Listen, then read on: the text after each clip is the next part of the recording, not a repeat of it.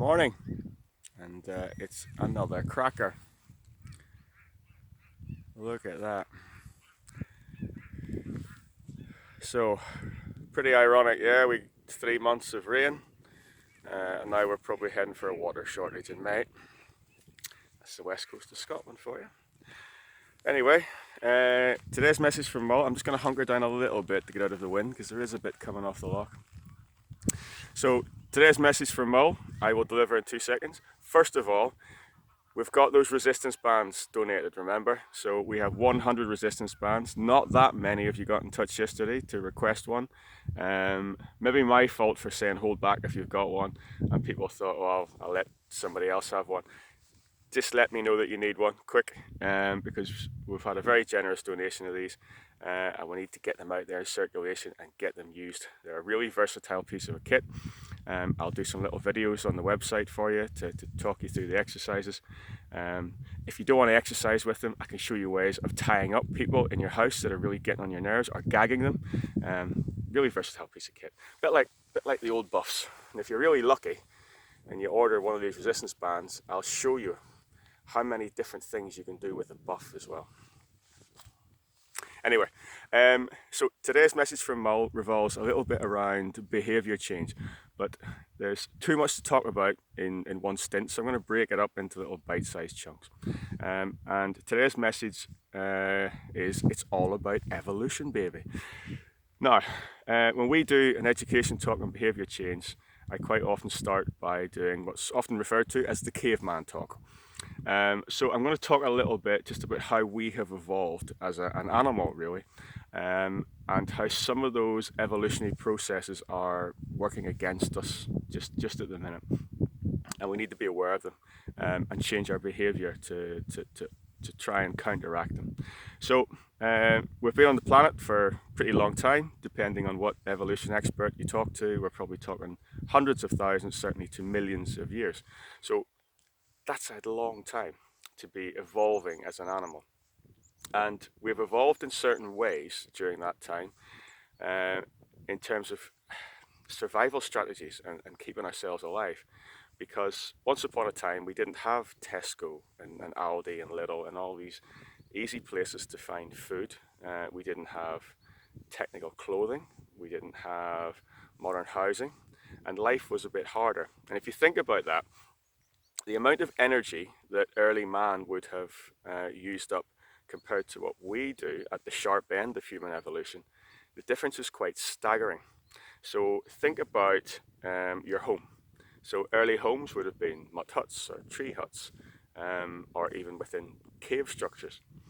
Now we have modern bricks, modern wood, insulated cavity walls, insulation in our ceilings. So we have really efficient housing to keep ourselves warm. So you don't use up anything like the same amount of energy somebody would have done in a primitive house.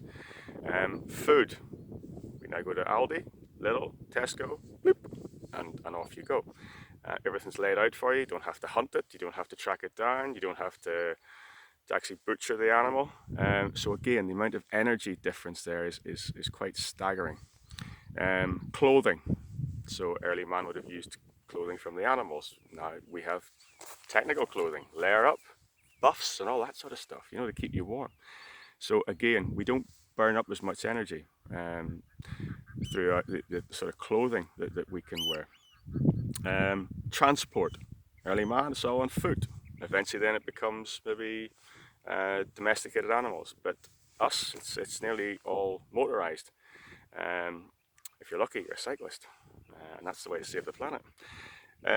Hobbies. So again, early man, a lot of it would have been revolved around activity, maybe dance. And it's good that some of us still have active hobbies. That's what we need to do. We really need to substitute gymnasiums, fitness classes, gardening, walking, outdoor pursuits, and we need to replace or sort of use those as a replacement for the way early man would have lived his life. Because we've been on the planet for millions of years.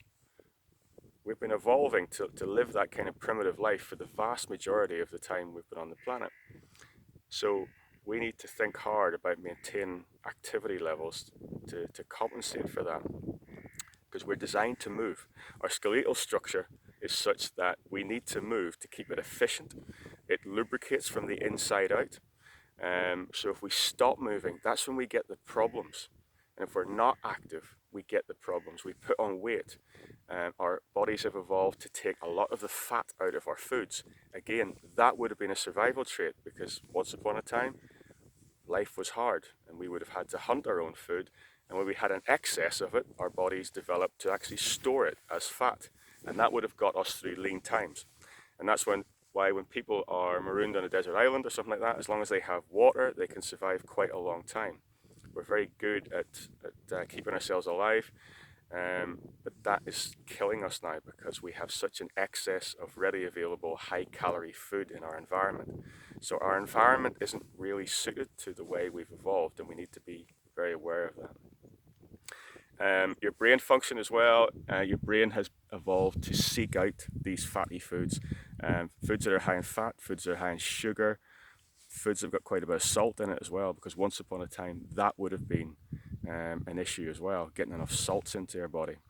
So we have to be aware of that and make sure that we're not reacting to the way our taste buds have developed, because they like fat, salt and sugar, and make sure we counteract that.